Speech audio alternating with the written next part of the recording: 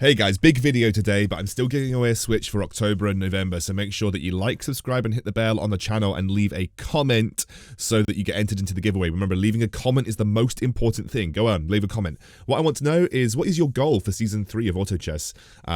Do you want to get Queen? Do you want to get King? Where is your realistic goal? But let's have a focus on this particular game then, because I don't want to talk about the game in specifics. If you want to watch the game, I'm basically playing a God Mage composition, and you can watch how I build it, but I kind of want to talk about the lessons that I learned getting to Queen this season, because I learned a lot actually on my journey to Queen, even from just King. There was a lot of things that I learned from going from King to Queen that I think you guys can use and apply to make sure that you do the same thing. And the first lesson, as you may have seen the heading that came up just a little bit earlier, is economy. Economy is in my eyes, one of the most important things that you need to learn to manage properly as an auto chess player looking to get Queen. The first thing that you need to think about when it comes to economy is coming out of the neutral rounds, so rounds 1, 2, and 3, what are you going to do? Are you strong enough to win streak? Are you going to look to lose streak? Or are you just in a situation where you're middling? Look at my composition right now. Look at the fact that I've got a 2-star Soulbreaker and a 2-star God of War. What do you think I'm aiming for here? If the answer is win streak, you'd be absolutely correct. I have got a very strong early composition. Very few people are going to be able to beat me, and I'd be very unlucky to actually lose a round when I've got a 2-star Soulbreaker and a 2-star God of War. So it's important to sort of relatively assess your strength in any kind of given game. So in this situation, I'm in a win streak position in this game, but let's say that you aren't in such a strong position. Are you going to open fort? And I would open fort if I did not have any 2-stars or any good STA 1-cost units or any good synergies.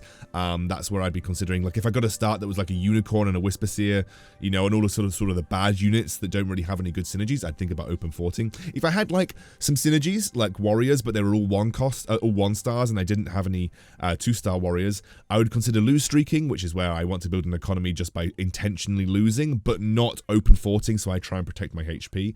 Or you can look to middle. Now, my advice when you are middling is always aim to try and get 10 gold by about round 7 or 8, and then look to get 50 gold by round 15. This is a really good way to make sure that you have a viable economy going into the mid game so that you can invest that gold into levels. Something that I would absolutely 100% recommend avoiding is attempting to hyper roll from the early game. You can see this game that I'm actually spending a lot of gold on units. That's because I'm in a win streak position, so actually I spend to protect. So I'm spending to protect my win streak gold bonus. You know, I'm either looking at sort of hunters with God of War Frontline here, or I'm looking for a traditional God Mage build. This is what I'm thinking about. But it's actually not bad to spend to protect if you're playing auto chess. But in most scenarios, rolling recklessly in the early game is almost certainly going to put you in a bad position. So I would definitely recommend avoiding these early hyper roll strategies that you see sometimes on YouTube. Like, hey, I got to level 5 or 6 and I rolled for 3 stars. It usually doesn't work. Usually. It's much better and much safer to constantly look for a good economy and use that economy to build a composition with. And you can see here that I'm actually going to speed through. I literally set this to 2000% speed, by the way, guys. I'm basically speeding through, and I want you to keep an eye on the economy at the top right hand side of the screen. And you'll see that by the time that we get to round 15, once we get to the wolf pack, you're going to notice that I have spent a lot, obviously, but I'm actually just out of the wolf pack sitting at 50 gold. So you can see that I actually got to a position where I had a really good gold value, and that was me looking after my economy. I did indeed lose a round, which meant that I didn't end up leveling up to 7, but because I lost that win streak, I decided to build my economy, and being put to above 50 gold means I'm allowed to put all of my gold into experience now. So economy is one of the most important things that you can learn when playing auto chess. And those are my pieces of advice about having the economy sense and using that to get to Queen. Alright, the next lesson is relative strength. Now this might seem a bit of an odd one when looking at it as lesson 2, because you're like, well, this seems like a really niche thing to talk about, but it's not. This is actually something that's core to almost every auto battler out there, Underlord's TFT and our auto chess as well. Relative strength is essentially looking at your composition and deciding how strong you are compared to the rest of the playing field. This will allow you to assess whether you can win streak. This will allow you to assess whether you should level up to protect a win streak. This will allow you to assess whether you should lose streak and know when to transition. For instance, at the start of this game, you heard me say, I've got a 2-star Soulbreaker and a 2-star God of War. That's a really easy read that no matter what other people have got, at level 3, 4, and 5, I'm probably going to beat everybody. So it's okay to look for a win streak and try and invest gold into levels to protect that. However, if I was level 5 and I didn't have anything good to bring on at level 6, then maybe it's not worth me investing that gold, because it wouldn't really increase my relative strength at all. It's something that definitely comes with experience. You have to play a composition a lot to know exactly when you are not strong and how that compares to the rest of the playing field. For instance, in Glacier Knights, I know that when I've got a 2-star Hell Knight and a 2-star Lightblade Knight, I'm pretty strong. Then I get another break point when I find a 2-star Evil Knight, because he becomes a tanky boy, and that allows me to soak a bit more damage. And then I'm looking at 2-starring the rest of my Glaciers, and then I'm really looking at 3-stars. There are several break points that I always look towards when I'm playing Glacier Knights.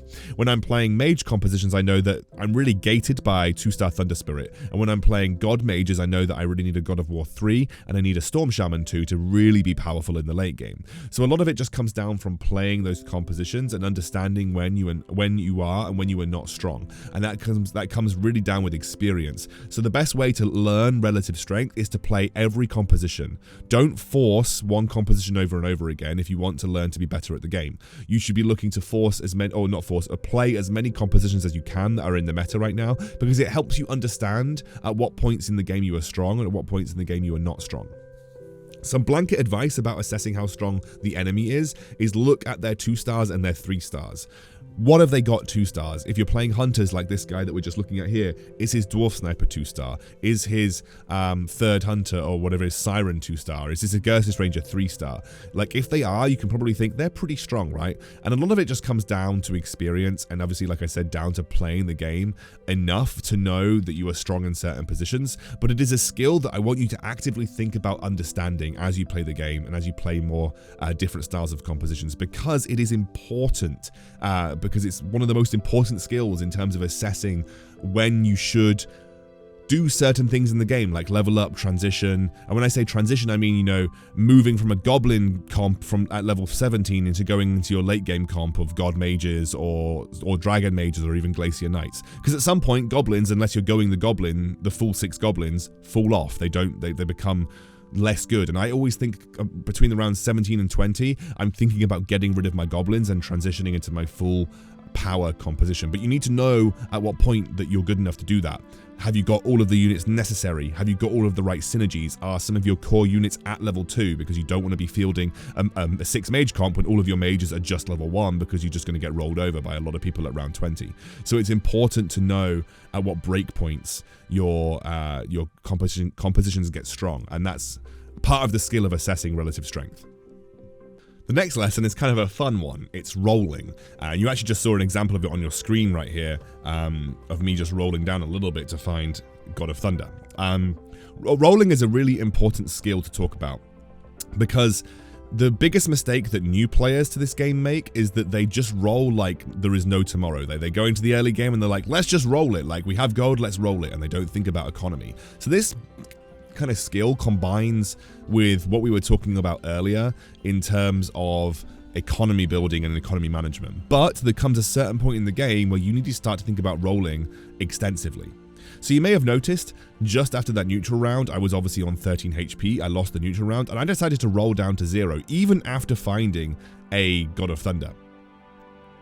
That's because there are still massive upgrades for my composition that I need to make myself stronger to beat the likes of this player. Like here, he's got a 3-star Hell Knight. And a God of War, in a lot of scenarios, a God of Thunder is just not going to cut it versus a Hell Knight 3 who is stacked with as many items as this guy is. Luckily, it did in this particular instance, but that's because I found a 2-star Storm Shaman. If I didn't find my 2-star Storm Shaman, I was probably not getting out of that scenario in a good position.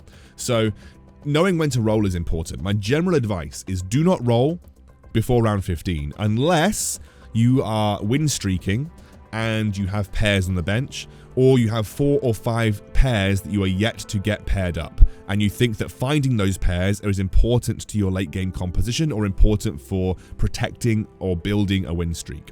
I would never usually roll before round 15 unless I had the pairs on my bench to support it. And that's a very important thing, because a lot of people, and it's the biggest mistake that I see made in auto chess in general, is that people roll like crazy, and people subscribe to these YouTube videos that are like level 5 roll for 3 costs. And while I'm saying they're not wrong, these videos are not wrong, but they work in very isolated scenarios and they do not work consistently. That's one of the major problems, that they are not a consistent strategy to beat people with. I like to play consistently. I don't like to play for that one game where I pop off and do something absolutely ridiculous. And I know that's entertaining to watch, but it's not the way that I got to queen. It's not the way that you play auto chess, in my opinion. You play for consistency in auto chess. So for me, I like to roll when I'm above 50 gold, or if I'm win streaking, I sometimes like to roll down to 30 or 40 gold to find core units. There are some niche moments that I would like to roll. So the blanket advice that I'm going to give you here is it is okay to roll when you're above 50 gold because you have the interest to work with, and as long as you don't need to put that gold into levels, it's okay to roll. I would usually only ever roll when I have pairs that I'm searching for, or I'm already at the level that my composition is activated. So for Glacier Knights, you often don't see me roll pretty heavily until round 21 when I'm already level 8, because level 8 is the level that this composition works at. So I would not usually roll for Glacier Knights that I need until after round 21. The exception to this rule is that if I'm in a bad position HP wise, I would sometimes roll excessively to keep myself in the game. So if I'm below 20 HP, you saw me in this game below 20 HP, I rolled down to 0 because I needed that rolling to find units to keep myself in the game. The way I'd think about rolling is if I am competing with someone else in the game for units. So post round 15, what you might see me do in certain games is if I am competing with someone for Glacier Knights, for instance, I might roll a bit more aggressively with my economy post round 15 because I want to find those knights and those glacier units before my enemy does. That's the other scenario that I would sometimes roll past 50 gold in. It's not really as cut and dry as this, and you will get a feel for when you shouldn't be rolling. But like the general advice that I would give you is try not to roll before round 15. And if you are rolling before round 15, be it for a good reason, that reason should usually be I am kind of like looking to maintain a win streak, or I have lost streaked enough that I've got a good economy and I've already got 50 gold before round 15. Although if you're lose streaking, I would always recommend that your gold goes into experience before the wolf round so that you can actually beat the wolf round by being level 7. Or I would roll below 20 HP. In case of dying, I might as well spend my gold because it's like the gold is absolutely no use to me if I'm dead, is essentially the other way of looking at it as well. So that's my advice when it comes to rolling. The next lesson is something that's actually a bit more simple. It's the meta. I get a lot of comments on my YouTube videos like, Excoundrel, why are you just playing Glacier Knights all the time? Excoundrel, can you play something other than God's Feathered Glacier Knights? And I would, if I could play in casuals for you guys and you guys actually wanted to see that, I totally would play wacky compositions. I would play the random spirit assassins when we used to have the four spirits in the game. I would play that kind of stuff, right? But for me, like, there are certain compositions that are good and they are good for a reason. So I would mostly play the meta compositions on my channel because for me, my primary aim is to climb and get better at the game. My primary aim is to be a content creator that plays stuff that allows you to get better. So playing it over and over again, you learn as I learn about the composition, and we kind of get better together, if that makes sense. So that's the way I approach playing the meta. But in every patch, there is usually compositions that are kind of like good in the meta right now. In every patch, there are compositions that in general work really well. In this patch, it's Glacier Knights, it's 3 Hunters, it's God Mages, it's Dragon Mages, it's 6 Mages. Those are the kind of compositions that work really well in this current meta. It will change when we have the new patch with the new units, of course, but that's what happens. That's why you kind of play at a high level, you watch content creators to understand which units are good in the current meta. So I would 100% recommend you go and check out content creators and check out Twitch streamers, check out Claytano, check out the likes of Pure Jean, the likes of Monty, the likes of Disowned, because they all stream really high level compositions that you can essentially copy, but also by watching them, you can understand and learn when they look to transition from builds and they how they manage their economy when playing certain builds. And that's a good way, that's a really, really good way to play when you're not quite sure how to do things yourself. So yeah, the meta is incredibly important, and whilst playing really wacky fun compositions is, as it says on the tin, pretty fun, it's also not particularly conducive to climbing, and therefore if your primary aim is to climb the ladder, like it is for me, I would almost certainly always stick to the meta. So understanding the meta compositions and how to build them is very important. The final lesson is actually quite important because you're going to see some examples of it on your screen right now. It's positioning and tech units. Positioning is something that is very fluid, and there is no single way to teach good positioning, especially in the late game. For instance, I want you to note my opponent and where he's placed his 3-star Dwarf Sniper. He separated his Dwarf Sniper out to the opposite side of the map, which has essentially made it difficult for me to target the only unit that matters when I'm facing up against him. The only unit that matters to me when I'm facing up against this Hunter player is his 3-star Dwarf Sniper. That is the one unit that will end up stopping me from winning this game, because it will snipe out my mages in the backline, and it kind of defeats the point of me having a corner composition, because there is just absolutely no way in living hell that I can stop this guy from killing my mages. Because he goes straight past my God of War with his Dwarf Sniper. His Dwarf Sniper literally targets the squishiest units in my team, and he kills them. So for him, his positioning here is incredibly good. So late game positioning comes down with experience and watching other content creators and how they choose to deal with things. You can see I've now moved my composition over to the right hand side because I need to get my Siren in range of his Dwarf Sniper, otherwise there's literally no way that I'm going to beat him. You can see here, like, his Dwarf Sniper is picking people off, and by the time that I actually get over to his Dwarf Sniper, having got through his God of War, we're basically dead. We're basically unable, we've lost almost all of our composition, and on his screen, it went much better for him. So late game positioning is a really important skill that you'll learn the more that you play, but basically you shouldn't stick with the same position your entire game. Try things out, see what works. Put the units that you need to generate mana at the front, like your Siren and your Storm Shaman. You want them to cast their ultimates as quickly as possible. You want your tanks like God of War at the front for the most part, unless you're facing up against assassins. You want to have your units that you want to protect, like my God of Thunder, in the back line protected by multiple units. And you can see here there's just no way that I could beat this 3-star Dwarf Sniper. But positioning and tech units are really important. And speaking of tech units are units that essentially give you a win condition versus compositions that you wouldn't usually beat. For instance, taking in a Storm Shaman into a Warrior lineup would give you a good win condition versus mages. Devastator is pretty good versus the likes of Feathered and Assassins because it deals damage that can't be avoided. Dark Spirit is good versus Warriors and Knights because the pure damage goes straight through their resistances. The Siren Tsunami / Abyssal Guard combo is great versus mages, just adding in a Marine bonus is really important. And Siren herself is a really good unit versus Knights and Warriors because you freeze them, you stop them from applying their basic attacks, and you also increase the physical damage that they take, which allows you to maybe cut through their front line a bit more effectively.